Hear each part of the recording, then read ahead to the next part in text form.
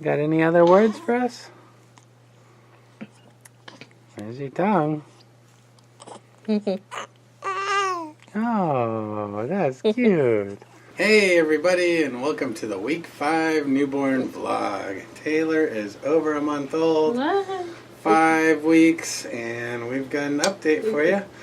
He's in a pretty happy mood. The theme, it seems like this week, there's been more times when he's awake and he doesn't want to feed. Yes. Which is a little strange, because the last 4 weeks, it's always been the second he wakes up, diaper change, feed, repeat until he falls back to sleep. And this week, there's definitely been more times where he just wants to lay there. He just wants to look around. He just wants to not be bothered. You know, if you get in his face too much, he starts getting mad. There's also times where he's just gassy. He needs to poop or fart, and he just can't. And so that's when he's crying. And he definitely has a different cry for when that's going on. And he gets all frustrated and grunts. And like right now. So it can take a little bit to relieve that. Sometimes up to an hour before he finally actually does anything and gets happier. So. His face is turning red. Point. Yeah, he really does strain. He's working on something. Grunt and all those things. Oh, buddy. You're working hard. He's really working at it. So this week, there's definitely been more of a routine for the school, as we talked about last week. Oh, yeah. So our general thing is he kind of sleeps 10 to 2 or 3.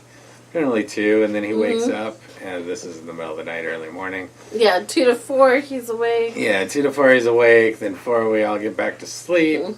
And 7 o'clock, we get up to get the girls ready for school. He's generally up sometime between 7 and 8. He'll wake up, get a diaper change. We were taking him out to the bus stop, but it's been raining so much that we haven't. And the girls have been riding the bus to school. At 8:30 it comes. Then we come in, I generally finish the dishes, finish the laundry, get all that going. And Michael is works super hard and fast in the morning to get as much done in the least amount of time.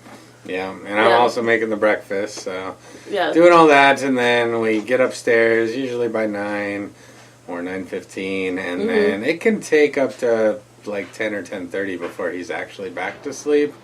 Depends. Some days he goes back to sleep pretty fast, and there were at least one day where it was 10:30, and he wasn't asleep yet, and I'm like, all right, last try.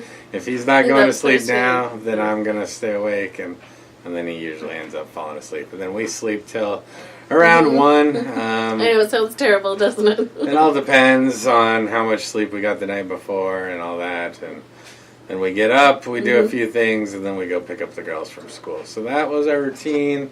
It sounds like a terrible routine, but you have to consider that we're going to bed at 3 or 4 in the morning. Yeah, it is what it is, and it's worked. So I'm fine with that. Taylor seems fine with that. He's got funny expressions. But don't mind him, he's pooping. Yeah, exactly. The last 2 days were a bit harder with the sleeping, and I think that's because he was having trouble going to the bathroom, pooping, and also he just didn't want milk. So there's a certain point where it's if we're trying to feed him and get him to sleep, and then he wakes up, and we feed him and get him to sleep, and then he wakes up, we should have just kept him awake the whole time. Yes. Because then he would be tired an hour later, and really an hour later he's still doing the same thing. So that's something we've learned in the last couple days is if he just woke up and it seems like he's not really ready to go back to sleep, let's just stay up for an hour. Or let one person stay up for an hour and let the other person sleep. Or that. But, I mean, it all depends. It's just, it's not going to do you any good to try and force him to sleep when he's not ready. Last night, we were kind of aware he was going to be up for a while. So we started watching, a show at, 1 in the morning, because why not? Yeah, you're going to be up for a while. Yeah. So. Although he doesn't like a lot of distractions when he's feeding, so it's hit or miss on whether you can watch a show or not. He can start crying at the boob. That's the general sign that he doesn't want milk, is he'll cry at the boob or get mad at the boob. So then we stop feeding him and try something else. But it's tricky. Mm-hmm. He still likes to sleep in his bassinet that I got from my brother. Yeah, we haven't showed a picture of it yet. I know, and I got some pictures now, so cue the picture. He loves that thing. He sleeps almost all his sleep in that thing, unless it's in the bed with us when she's feeding. But we have been pretty good about moving him over. Yeah. The next chance we get. The tricky thing is you can't really move him over right when he falls asleep, or then he wakes up. Right. But if you wait 5 or 10 minutes, it's a lot easier. He'll just kind of let you put him in there. So the bassinet's been great. He's, like we said before, he sleeps between 3 and 5 hours at a time, generally 4. But in the bassinet, he'll wake up, he'll seem like he's grunting, or maybe is going to wake up soon, and I generally wake up when he's doing that. But then he'll go back to sleep. We have a little nightlight. We keep on a salt lamp. He loves that light, too. I think he likes to just look at the shadows and things. And then he's perfectly content sleeping in the bassinet. So my brother's kid, who's 4 months now, he liked that when he was a newborn, and then he grew out of it. We're hoping to keep it going. It's got a seatbelt on it, so you could do it when he's bigger. But that's definitely his spot more than the crib. The crib's more a changing table, and that bassinet has been the bed. Which kind of works out because it's nice to have the crib be a changing table so we can wake up, change diapers. Yeah, and it's at our level. We never did figure out what we were going to do for a changing table in our room, and we change a lot of diapers in our room, so that works the best. I guess that brings us, with diaper changes, to the fact that he graduated to 1 diapers. He's no longer in newborns.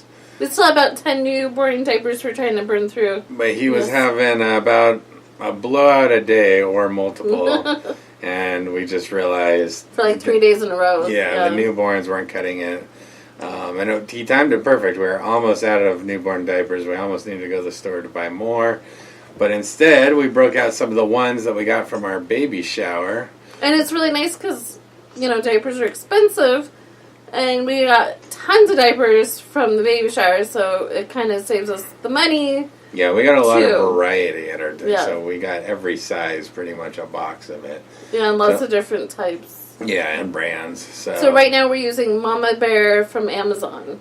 And before, we prefer the swaddlers, the Pampers swaddlers. Yeah, Pampers swaddlers. Huggies are okay, too. They seem to run a little smaller when we had the Huggies, but they're not bad. They've got the line so you can see if he's peed. The Mama Bear ones do too, and actually they seem fine to me. They do. They seem really good. If they're cheaper, I'd say go with those ones, but we'll see. And since we've switched to ones, no more blowouts. It can hold quite a bit of pee in the middle of the night. He generally just is peeing, so that's worked good. He's still in newborn clothes though. Newborn clothes are hit or miss because the sizes are so different. So there's some newborns we have where it's like, ooh, he's not going to be wearing this much longer. And other newborns we have are like plenty big. He's still got plenty more weeks that he'll be wearing them. But he wears newborns and 0 to 3. We're just trying to do the newborns as much as possible so that we get all those cute outfits on him. Yes. He's going cross-eyed. He does this cross-eyed thing every once in a while. It's usually in the bathroom on the floor, his eyes look. Yeah, get all cross-eyed. Cross-eyed, and you're like, oh my gosh. That's another place he likes. So talking about how sometimes he just wants to chill.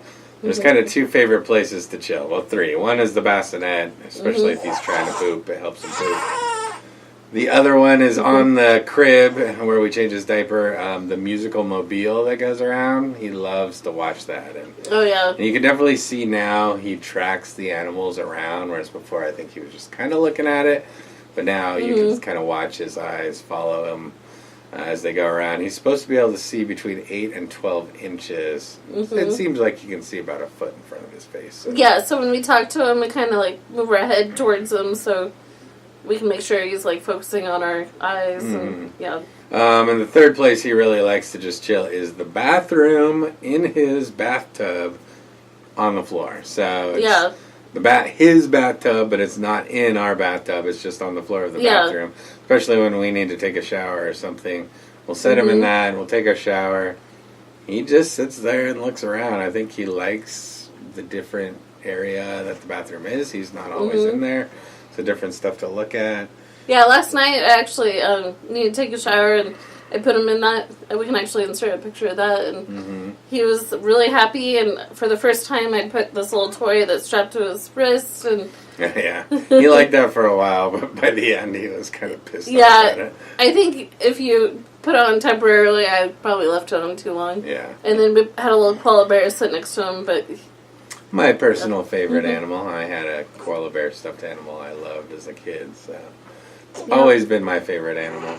So those are the 3 places he likes to just chill and look around. The other thing that happened last week, because he was a month old, on the 10th, we took him outside and took 1-month pictures. So yeah, I think they turned out pretty cute. Yeah, we got some good ones. If you remember from Emily, we did pictures every month, professional pictures, where we brought in a photographer, and she would come to our house, and we would dress her up, and we would do like a photo shoot for like an hour. It worked out pretty good. It was always kind of tough because, you know, you never know when she was going to get there and how happy the baby was going to be. Yeah. So some months the pictures were awesome, and other months it's like, oh, she was not happy, or Emily's face was all scratched up. I know. That's true. And with Zoe, we really only did that for the birth pictures. The birth pictures. So when she was coming home from the hospital, we got the same lady to come out and do the pictures.